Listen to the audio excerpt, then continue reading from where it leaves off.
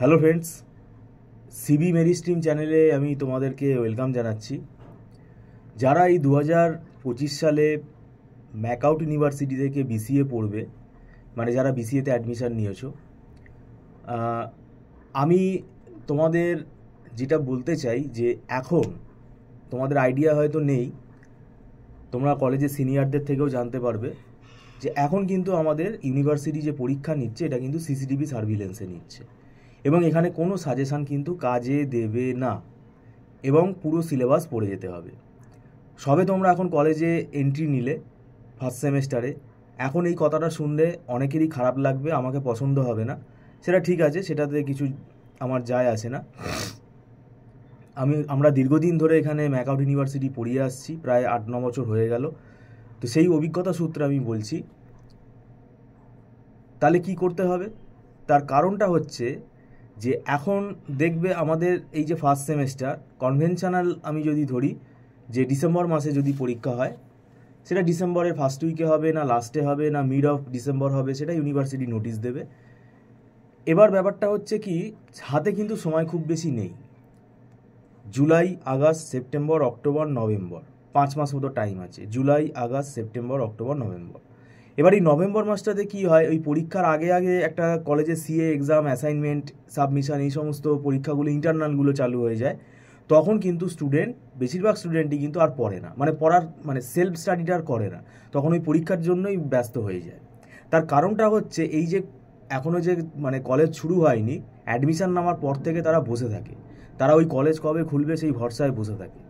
তো সেইটার জন্যই কিন্তু সময় আরও কমে যাবে। আবার এদিকে আমাদের একটা ফেস্টিভ্যাল সিজন আছে, সেখানেও কিন্তু আমাদের একটা সময়ের কিন্তু টাইম গ্যাপ তৈরি হবে। এবং ব্যাপারটা হচ্ছে কি, এখানে কলেজও ছুটি থাকে এই সময়টা, আমাদের ইনস্টিটিউটও ছুটি থাকে, তো সেক্ষেত্রে কিন্তু একটা টাইম গ্যাপ তৈরি হয়।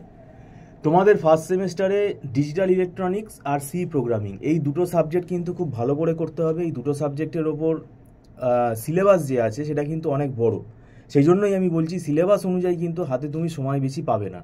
আর পুরো যদি তুমি ভালো করে পড়ে না যেতে পারো, ওই যে বললাম এখানে কোনো সাজেশান হবে না এখন, কোথা থেকে কোয়েশ্চেন আসবে এটা প্রেডিক্ট করা কিন্তু মুশকিল। আর এখানে কোনো থিওরি নেই যে তুমি বানিয়ে লিখে আসতে পারবে। ডিজিটাল ইলেকট্রনিক্স পুরোটাই অঙ্ক, সি প্রোগ্রামিং এটাও অঙ্ক। তো এই দুটো অঙ্ক ম্যাথামেটিক্সের পেপার, অনেকে বলবে বা সি প্রোগ্রামিংকে ম্যাথামেটিক্স বলছে কেন? ইয়েস, আমার ব্যক্তিগত মতে এটাও অঙ্ক। তো যাই হোক, এই দুটো ম্যাথ বেস পেপার, এটা কিন্তু তোমাকে কনসেপ্ট ক্লিয়ার করে পড়তে হবে। আমাদের ইনস্টিটিউটে আমরা এখানে অনলাইন যে টিউশনটা পড়াই, আমরা কিন্তু আমাদের পড়ানোর পাশাপাশি আমাদের নিজেদের হাতে লেখা নোটসটাও প্রোভাইড করি। সেই নোটসগুলো ইজি নোটস, স্টুডেন্টের বুঝতে সুবিধা হবে। না হলে তো এক একটা বইয়ের তোমাকে 3-4টে করে বই কিনতে হবে, সেটা তো সম্ভব না, কারণ সব বইয়ের ভেতরে তো সব টপিক ভালোভাবে এক্সপ্লেন করা থাকে না। তো সেটা কিন্তু স্টুডেন্টের কিন্তু অসুবিধা হয়। আর আমাদের নোটসগুলো কিন্তু তার পরীক্ষার সময়তেও কাজে দেবে এবং রিলেভেন্ট নোট পড়তে হবে, রিলেভেন্ট টপিক পড়তে হবে, যেটুকু আমাদের আছে সিলেবাসে সেটুকু পড়ে যেতে হবে, এক্সট্রা কেন পড়ে যাব, সেটা আমাকে বুঝে শুনে পড়তে হবে। আর একটা ব্যাপার হচ্ছে, আমাদের এখানে মান্থলি ফিস সিস্টেমে ক্লাস হয় এবং এটা কোনো লামসাম টাকা এখানে আমরা চার্জ করি না। মাসে মাসে পেমেন্ট করে স্টুডেন্টরা অ্যাডভান্স পেমেন্ট করে ক্লাস করে এবং এটা নট রিফান্ডেবল। আর ছোট ছোট ব্যাচে ক্লাস হয়, তো রিমোট এরিয়াতে যারা থাকো তাদের এটা সুবিধা হবে। ফার্স্ট সেমেস্টার সম্বন্ধে অনেকেরই হয়তো একটা ফ্যান্টাসি কাজ করছে, তারা হয়তো ব্যাপারটা বুঝতে পারছে না। তোমরা যারা কলেজে দাদা আছে, দিদি আছে, সিনিয়রদের জিজ্ঞেস করবে যে এখন পরীক্ষার সিস্টেমটা কীরকম হয়ে গেছে। এবং আমার কাছেও এরকমও স্টুডেন্ট আছে যারা ফার্স্ট সেমেস্টারে সাপ্লি আমার কাছে পড়বে, তো সেটা কিন্তু মাথায় রাখতে হবে। সাপ্লি যদি একবার হয়ে যায়, ওই সিনিয়রদের সঙ্গে তোমাকে কিন্তু দিতে হবে। এমনকি এটাও আমরা দেখতে পাচ্ছি যে রিসাপ্লিতেও অনেকে কিন্তু আবার ফেল করে যাচ্ছে। তো এটা কিন্তু খুবই অ্যালার্মিং, মাথায় রাখবে। সাপ্লির ভয় দেখানোর জন্য বলছি না, টিউশনের জন্যও বলছি না, তোমাদের যে কোনো টিচার তোমরা নিতে পারো। আমি তোমাকে ফ্যাক্টটা বলছি, রিয়ালিটিটা বলছি, যে পড়া যদি না শুরু করো এবং নিজে থেকে যদি অঙ্কগুলো না করতে পারো, তুমি তো একা একা পড়বে, তো একা একা যদি পড়ো তাহলে অঙ্কের প্রসেসগুলো ডিজিটাল ইলেকট্রনিক্সে তোমাকে গেট মিনিমাইজেশান, কার্ড অফ ম্যাপ, এই যে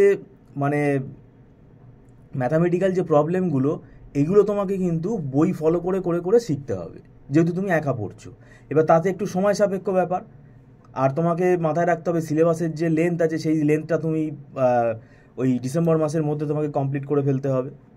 তো সেটাই মাথায় রাখবে। আর যারা মনে করছো না আমার একটা টিচার গাইডেন্স হলে ভালো হয়, সেটা তার ব্যক্তিগত ব্যাপার এবং তারা আমাদের সাথে যোগাযোগ করতে পারো। ভিডিওটা সম্পূর্ণ দেখার জন্য তোমাদেরকে আমি ধন্যবাদ জানাচ্ছি। Thank you so much.